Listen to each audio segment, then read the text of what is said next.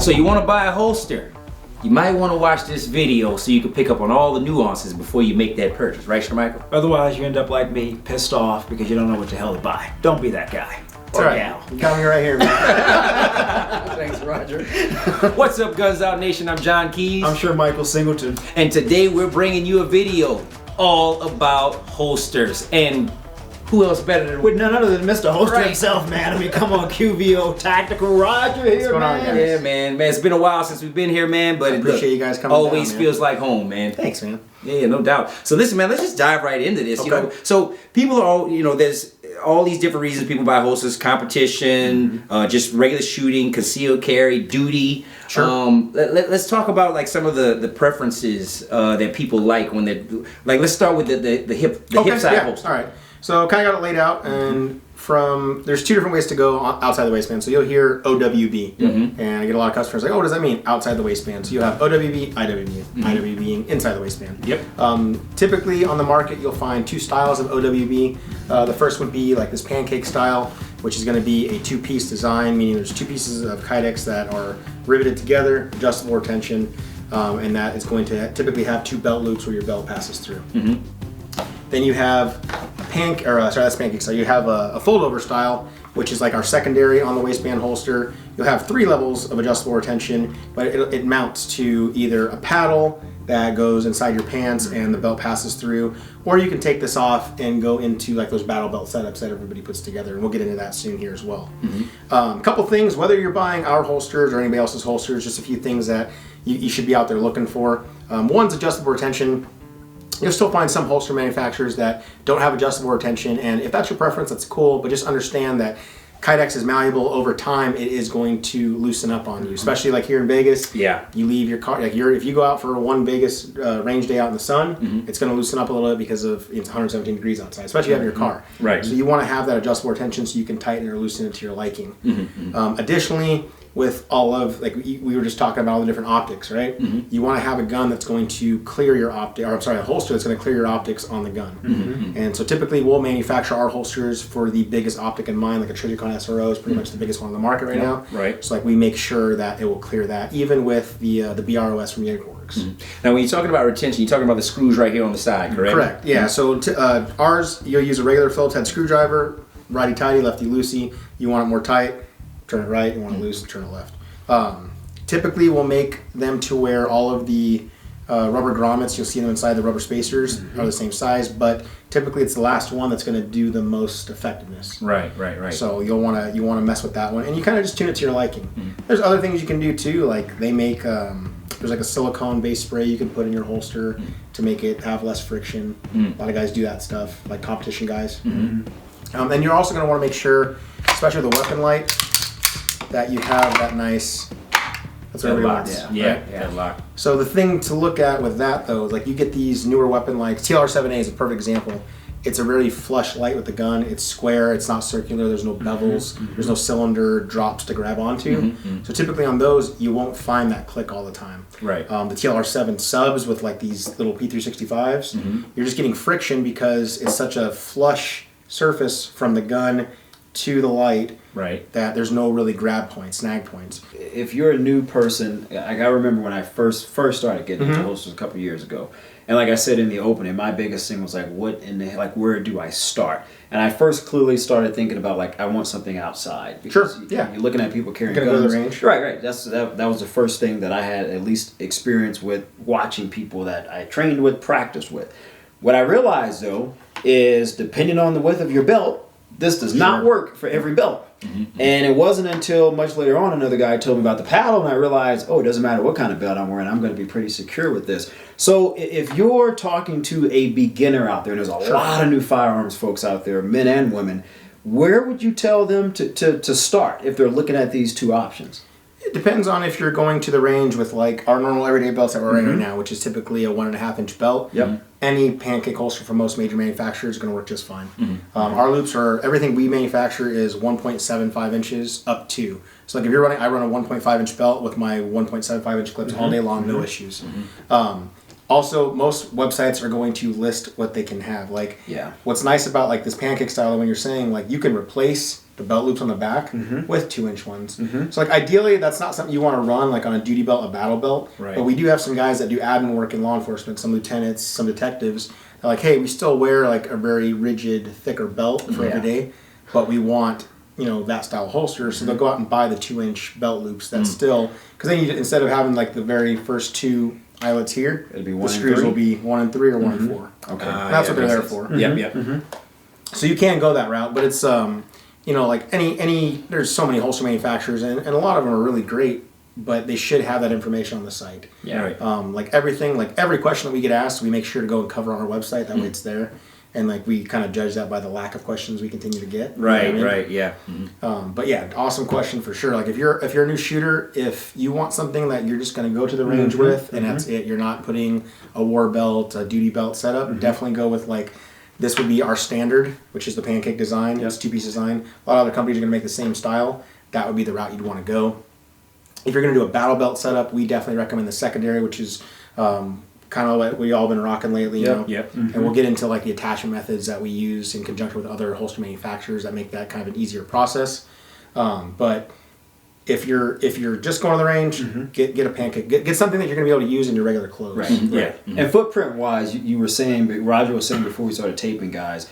Roger, it looks. I mean, if you're looking at these two, you might presume that one is thicker than the other. One is thicker than the other. But Roger, you were saying that's not the case at all. Correct. And please tell them why. That was the big thing.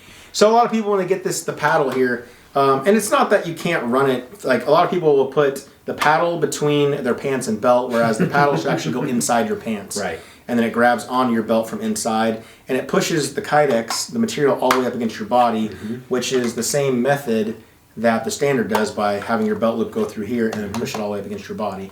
They literally, the footprint is identical, it's just the attachment method. Yeah. So some people to me, I think like when I think old school like plain clothes work that I used to do, this is what we ran. Like if you had a new Kydex holster, it's like, oh, you were excited to go to work and get some new gear. right. You know what I mean? It was back in the days of like Raven concealment. They did this stuff, and like that. To me, like if you guys ever look at our holsters, you'll notice a lot of resemblance to Transformers. Like if you look at this, it looks like Optimus Prime's face, and there's a reason behind it. Like I became an art major when I started my company, and I learned about symmetry and how like it relates to the brain and why we like to see the aesthetics that we like.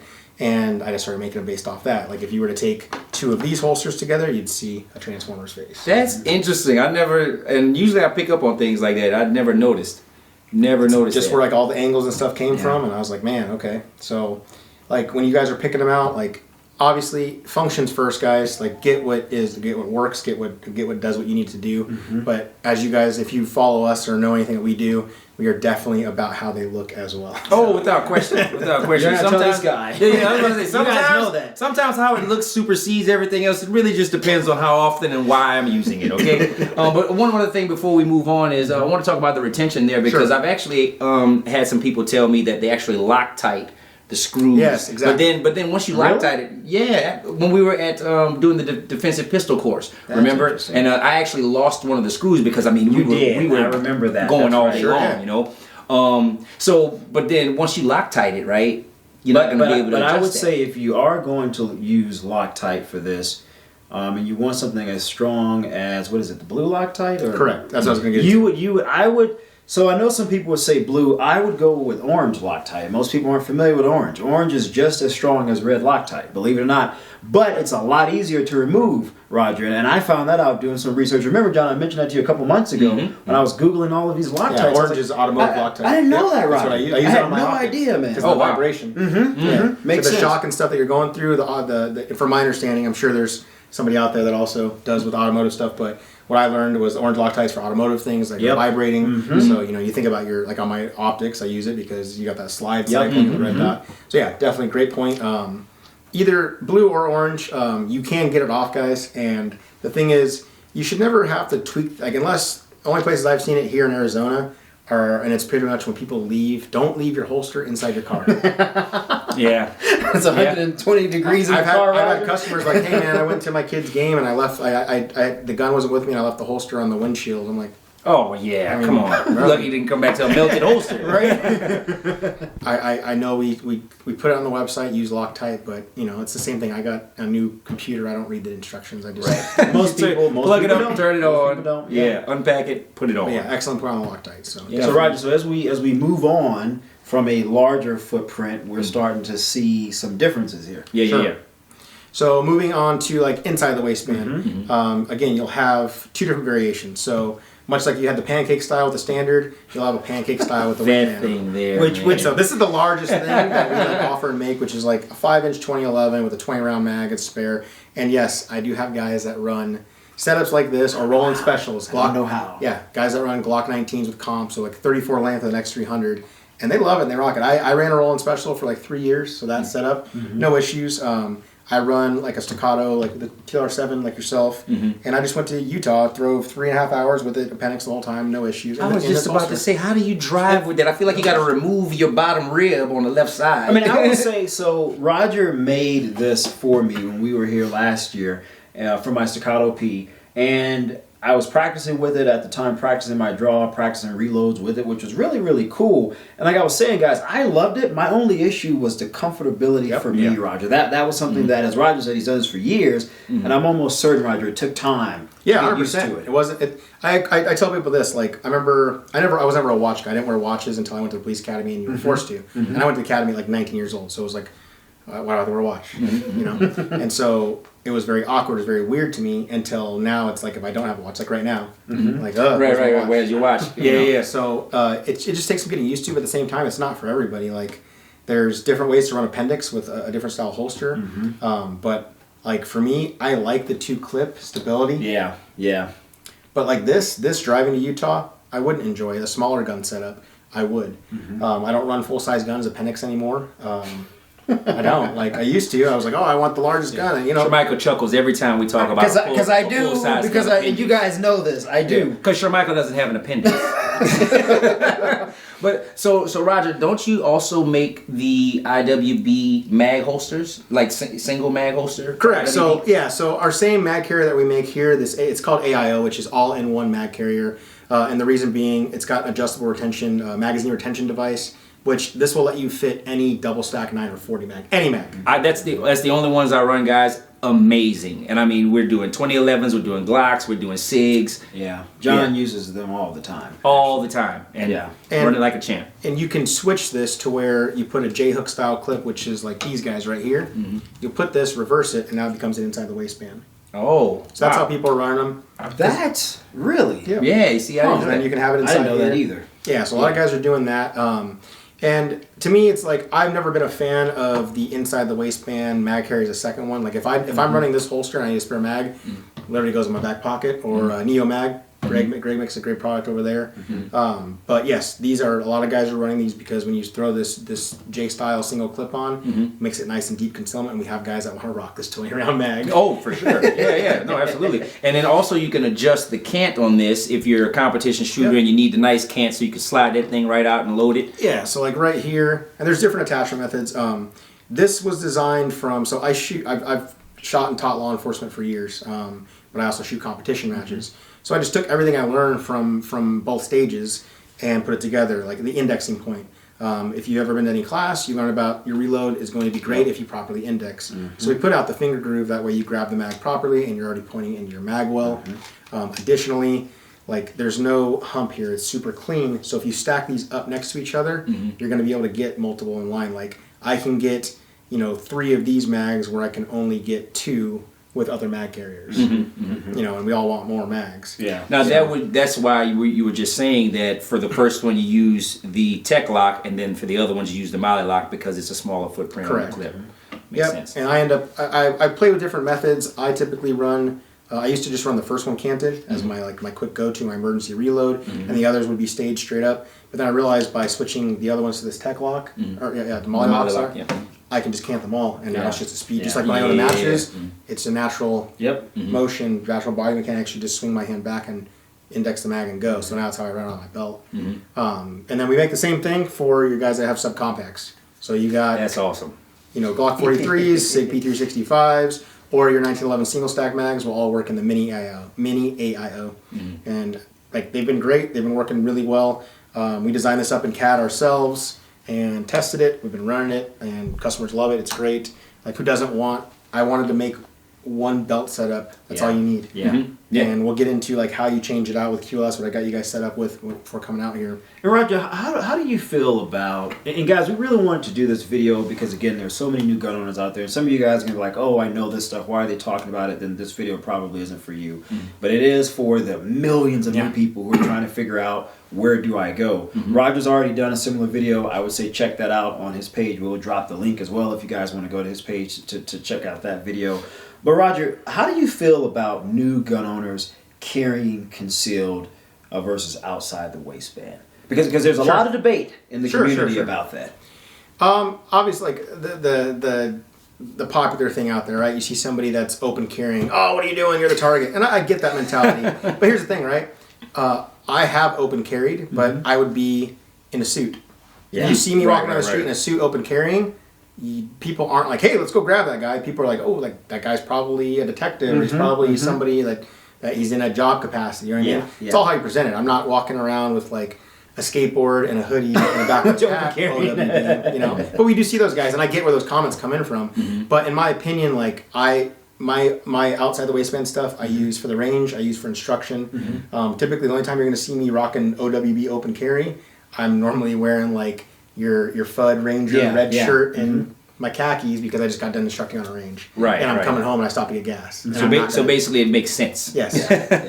Yeah. So, but yeah, to me, the whole point of concealed carrying, guys, for me, in my opinion, I hope that my gun stays in my holster in rust and I don't have to use it, but God forbid if I do, it's concealed. I can get to it easily. You know what I mean? Yeah, so my biggest thing with IWB was just all of the clip options, right? Yeah. Clip options. It's confusing, man. Yeah, discreet versus more discreet, and then the sweat guard. So let's start with the clip options first. Easy. Yeah. So most popular is probably going to be these discrete carry concept clips. They're these, they're people love them. They're awesome. They hold on tight. They are, if you're somebody doing plainclothes stuff, especially like a gig I did on the strip was plainclothes narcotics stuff. So I'd walk around the strip and do undercover stuff. Yeah, I want this because I know if somebody grabs a hold of this, it ain't going anywhere. Right. You know, Trust me. It's got a metal tongue underneath. That's what I was about to say. Yeah, let them know why. It's that metal tongue. Like, it literally is so flush up against the back part of that. Roger, that belt is in there. I have one of Roger's holsters with this clip. And let me tell you something. When I'm taking it off, sometimes I forget that I have to take it off a certain kind of way. When Roger says it is not going anywhere, it ain't moving.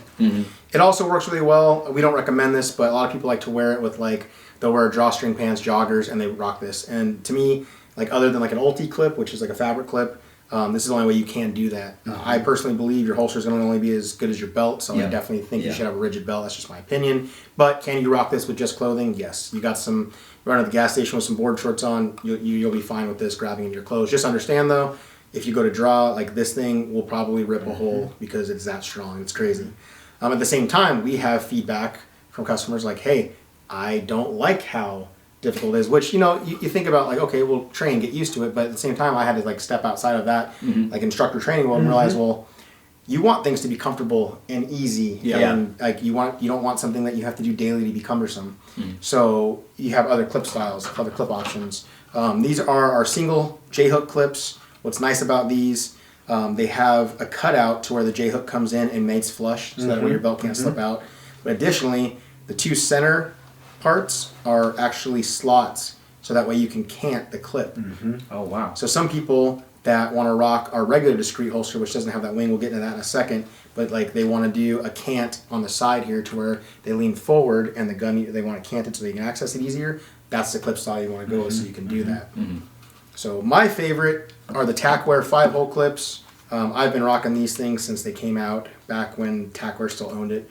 And they're great. Like 5 holes let you have like whatever height you want. Exactly. And that's a huge thing for guys, like the right height. Like some people, like to them, they prioritize deeper concealment versus I prioritize ease of access. So I want to be able to get at least one full knuckle, and you'll see in there I have enough clearance to get a full purchasing grip, because to me I don't want to be fumbling with the grip coming out. Whereas I get it. Like I've talked to guys that we've been fortunate enough to have some guys overseas run our stuff doing some work. And they were telling us, like, our biggest thing is concealment. We want to know how deep can we get this thing to where the point where they had it on the last two and the clip's all the way up at the grip. Right. And when I understood it, it's like, cool. You have a mission purpose for it. I get it. So they were able to tailor it to that.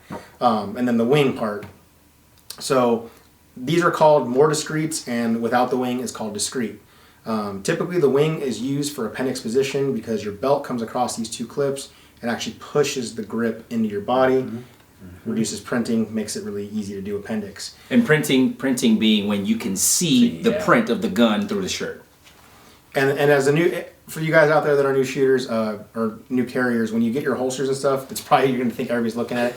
I promise you, no, they're not. People are not walking around like look at your crotch area or your side.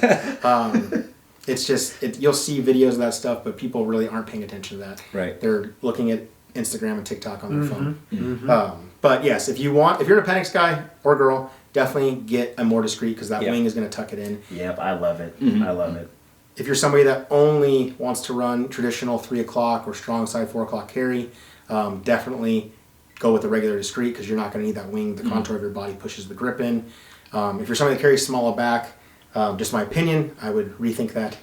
First time you get in a fight, you won't want that anymore. You don't want that. and to that point, so this video isn't so you can put together the perfect holster the first time, which some of you may be able to, but over time, your holster needs may change depending on your firearm, depending on the use of carry. So all we want to make sure of is that you know what the pieces do, how they function, what they change about how the holster functions and how you wear it. Yeah, because sometimes, you may end up finding yourself buying multiple holsters. I mean, God, I have so many holsters for so many different types of guns because, again, Roger, at the time, I don't even know if people were really doing a lot of videos like this for me to be able to go to YouTube and figure out, like, okay, what do I need based upon my daily needs? I didn't really know at the time. So I found myself spending $80, $100+ every other month or so because I'm like, I don't like this one. Let me try something else. Let me try something else before I finally found the right fit, and also before I finally got the knowledge to know like this is what these different things need. I can change them up if I want to. Yeah, like it's very difficult. There's no place you can. It's not like a car. You can't go test drive it. Yeah, you know what I mean. Yeah. There are some shops that have them set out and you go try them, but then, it's still not going to be like time with it. You know what I mean? Right. No, absolutely. We've had people like, hey, do you have like a rental program I can borrow? It's like, I rent a holster. Yeah. Well, I get that. And there was a company that was starting to do it, but the problem with that is it's like just the shipping costs, the ranges should do that actually. Just the gear come back. Rent a holster. Yeah, like rent a holster because people. You take a person's card and if they don't bring it back, just charge the card for the full price. Sure, but the thing I think about the range, right? I thought the same thing with our local ranges. We don't have a local range that lets you shoot from the holster. Oh wow! You know what? Many ranges actually do not allow that. Because honestly, without proper training for you guys that are newer out there, live fire with a holster. If you don't know what you're doing, it can be tricky. Without question. Especially if you're using striker fire pistol versus a pistol with a manual safety or a double manual safety. Yeah, you get dicey. So you mentioned sweat guard. So I get this question all the time. Sweat guard, guys. It literally is that. It guards the sweat from your body going onto your gun. And so on this staccato here, see how the sweat guard, it is high, it goes all the way to the top of it, keeps the safety. This has a manual safety like John just talked about. And so that keeps it off of your body so sweat doesn't get on it. Some people, go ahead. Oh no, I was about to say, I actually find it comfortable as well because having the Kydex up against your skin versus that safety lever up against your skin. Not fun. So it was a no-brainer for me, and this is actually one of my personal holsters right here with the high sweat guard. So totally like that. What about these large clips? Talk about the large clips. So these are actually one of my favorites as well. These are made by Tack. This is a large fold-over clip. And what I like is that it gives you the minimalist look and feel of these single clips, but it's wide enough that it grabs onto your belt and there's no movement. Yeah. We have a lot of people that want these single clip designs because they want a more minimal style holster.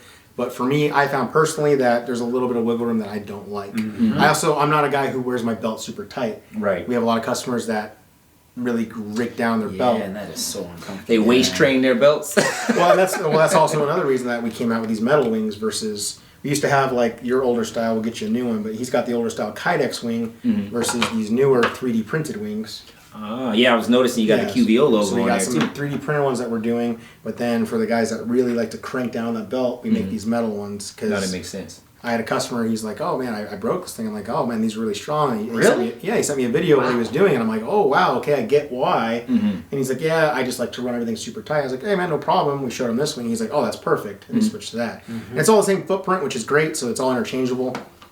But yes, these clips, it's nice, one single clip, easy to get off. You'll see it super flush. Underpiece tongue that just grabs on. You can hear that. And that is very sturdy. Yeah. I like that. No, that's really comfortable for me with the sweat guard, the wide clip, and the wing. I mean, yeah. And now I'm carrying a Staccato C2 with a TLR7 light. Yeah. So, and the nice thing too is that it has that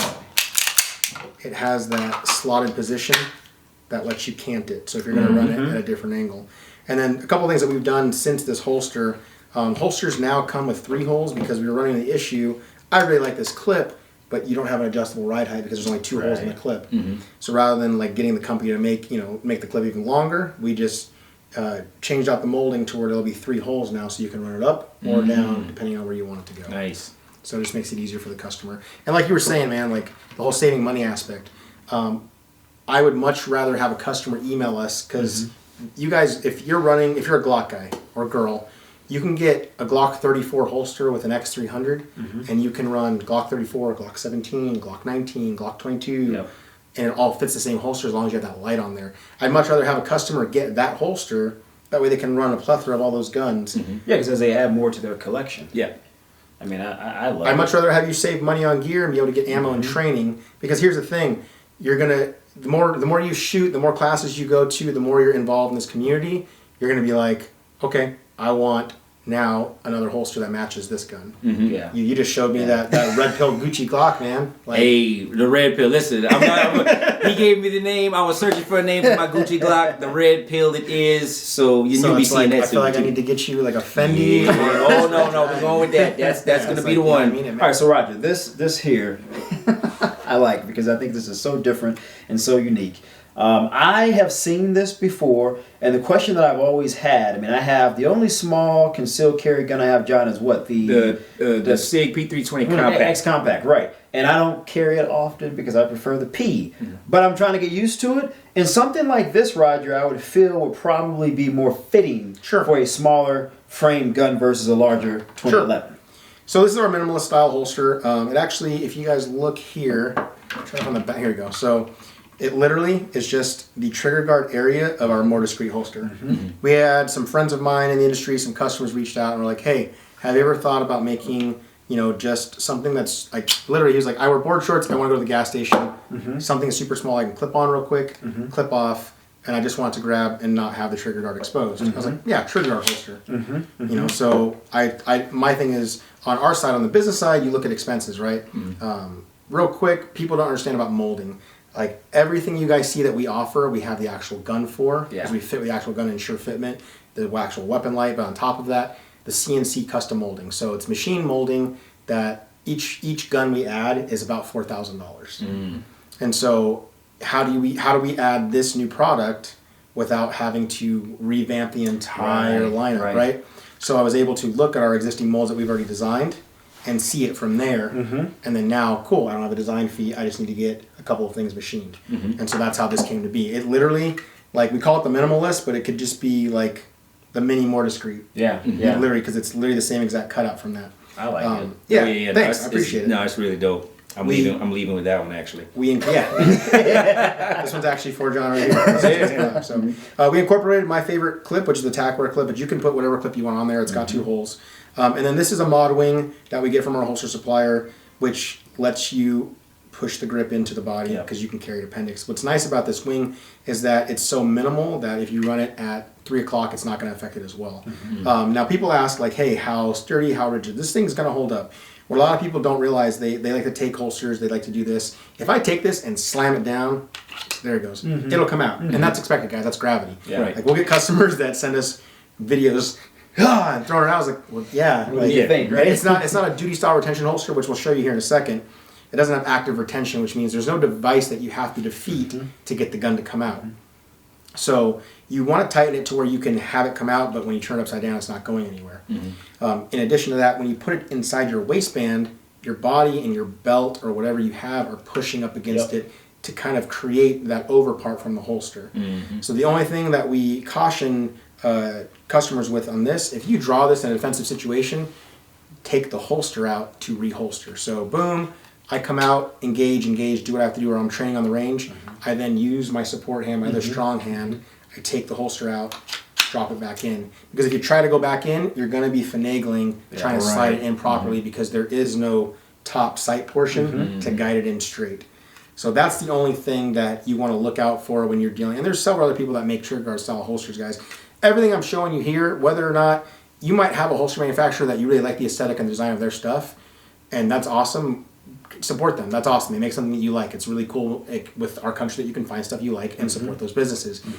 Just however, what I'm saying is, if you look at those companies, make sure they have some of these features that we're talking about to ensure that you're getting a quality holster that's going to last you. I could not understand for the longest time companies that didn't make adjustable retention holsters. Right. I didn't understand. You're not losing anything by putting that adjustable retention in. But yeah, these minimalist ones have been selling out like crazy.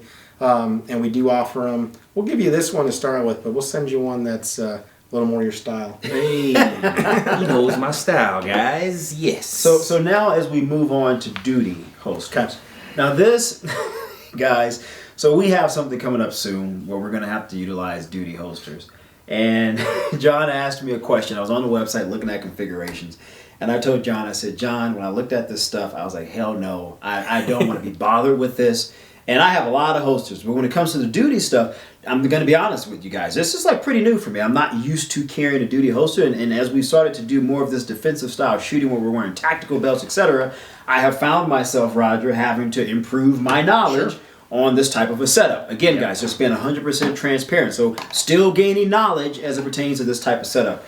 Roger, walk us through this, man. Right. Again, you picked the right place to come. So I've carried Safariland for decades, like 2 of them. I've been rocking this stuff since like 2002. And to me, my opinion, there's no better duty holster on the market. And it's funny, man. Because we'll shoot a lot of videos, and I show it from a duty perspective as well, not just our holsters. And I'll answer so many emails about Surefire, or not about Safariland, sorry. When you go to their site, guys, they have a really cool configurator. However, that can get confusing.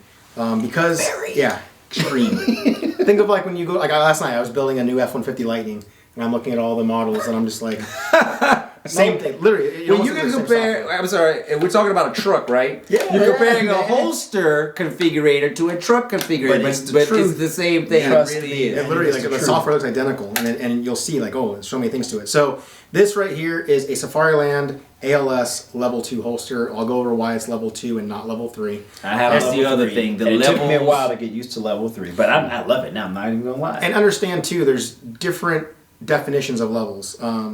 Safariland will call something level 2 that other people call level 3, and vice versa. So we'll go over that as well. But you have your Safariland ALS. ALS stands for Automatic Locking System. It is this nub here that locks on to the ejection port of your gun.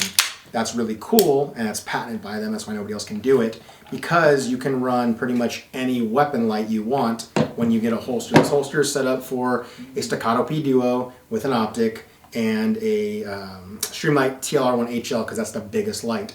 You'll notice here, it's just a huge light channel. So one thing you'll notice about Safariland holsters, as far as shape and style, it's kind of just an oblong shape. Oh my gosh. Because there's so many internal parts in here that are doing work behind the scenes that people don't understand and know about. So that ALS system, when you press it in here, you'll hear it click. Right there. So what that does, that lever right here grabs on. There's a hook piece that's grabbing on the ejection port. So now when you take this one upside down, it really cannot come out until you defeat this mechanism. So the first level of retention is being the holster, level 1. That's what our holsters would be. All of our on the waistband and concealment holsters are level 1. It's just a holster that holds the gun. Level 2 is going to be this ALS device that you defeat. Level 3 is a hood that goes over this. So you have to defeat both the hood, the ALS lever, and then the gun will come out. Now, when you're defeating the hood meaning just the pull-out motion is going to defeat the hood. Yeah, so I'll grab one of them here in a minute, but the hood is actually in the same place as your thumb. So what's great about Safariland holsters, the natural draw position of where your thumb would go with any gun is where the levers are. Yeah. So the hood lever is angled. It pushes the hood forward out of the way, and then your thumb immediately then goes to the nub, which you can pull out the gun. And it literally automatically goes there. I have a level 3 holster. I'm not going to mention the manufacturer, but it has a thumb release. And at first, when I first started like practicing my draws, I was like, oh, this is going to be weird. And every single time, I was like, oh, not weird at all. Not at It's all. automatically there. Yeah. So it seems weird, guys, but like Roger's saying, once you get some practice with it, you're going to realize it is the natural position where your thumb is. And a couple things too, like Safariland has been the go-to for, like I said, decades.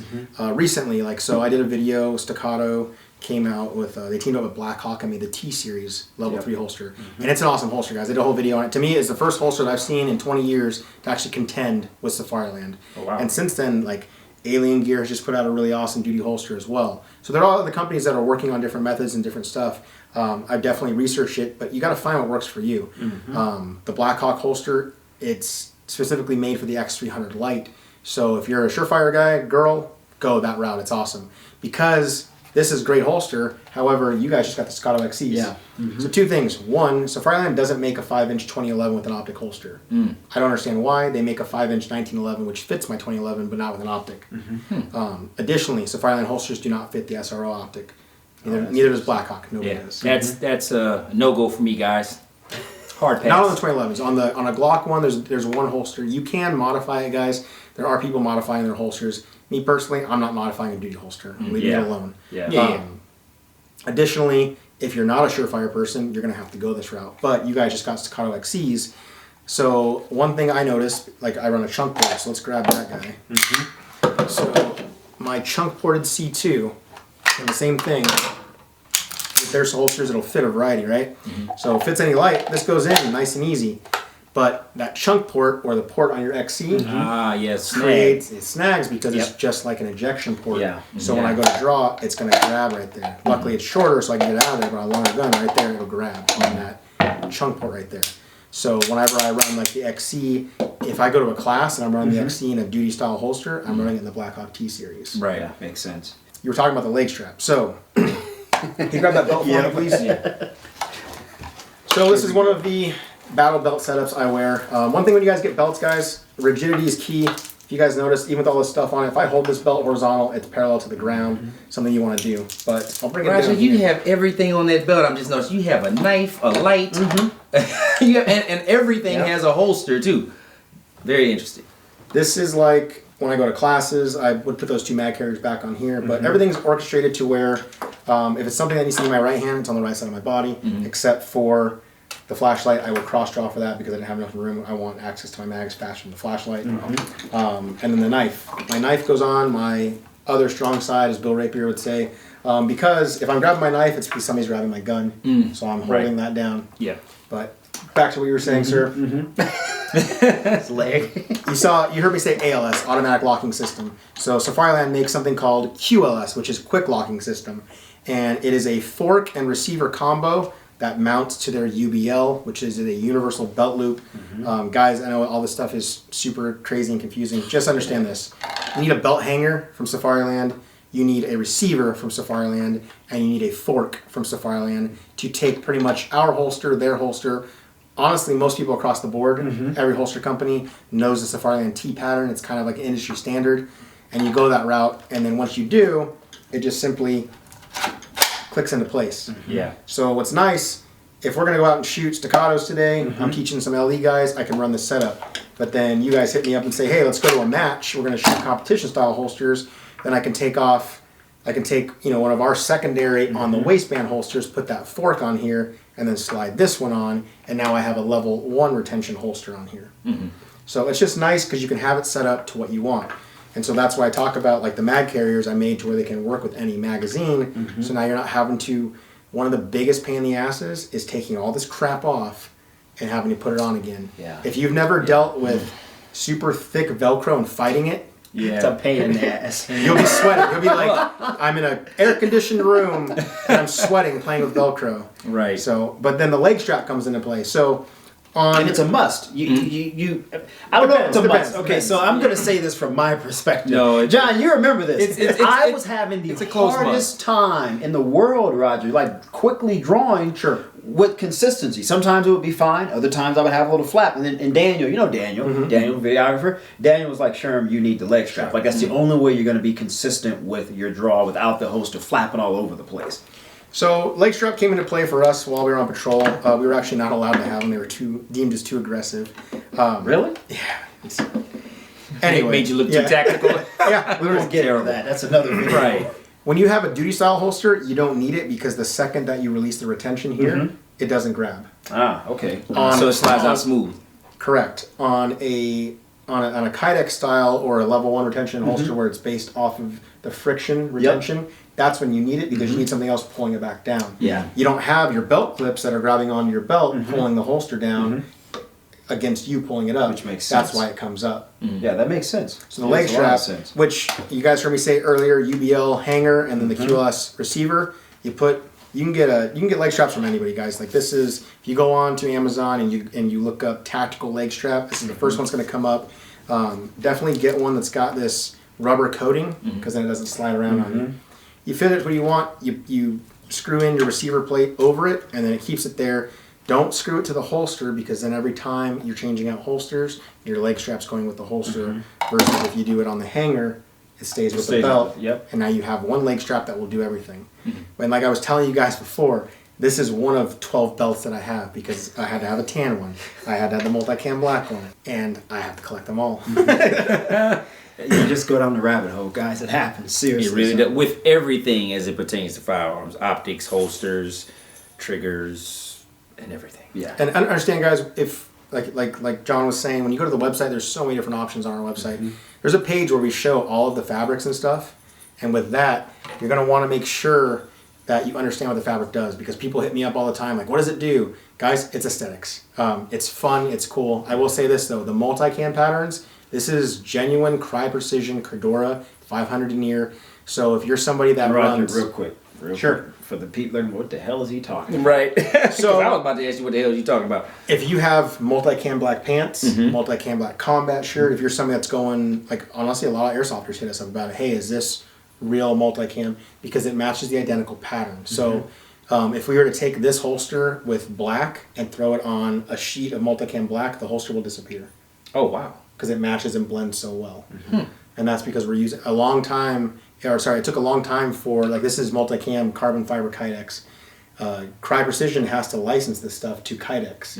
It took them 6 years to get multicam because before we had a pattern called Supercam, which peeled, it was off. It was like the multicam your mom says we have at home, not the one you want at the store. And so when they all got licensed, now you have actual patterns. But my thing is, if you look at a multicam holster that's printed, it's got shine, it's got sheen, it's got gloss to it. Some people don't want that. They want low signature.